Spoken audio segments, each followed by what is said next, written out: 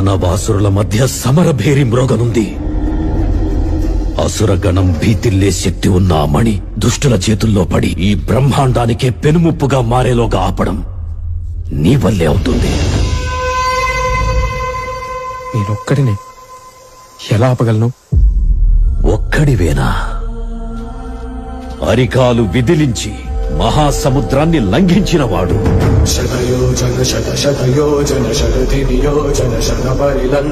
రాక్షస సైన్యాన్ని మట్టుబెట్టి రావణుడి సింహాసనాన్ని కంపించినవాడు.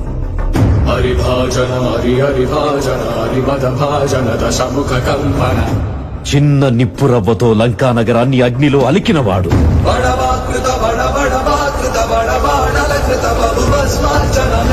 త్రేతాయుగంలో రాముడి నీడయ్యాడు.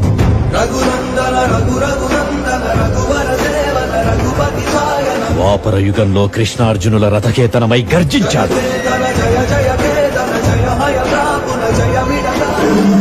కలియుగంలో ధర్మం కోసం పోరాడే ప్రతి ఒక్కరి వెంట ఉన్నాడు.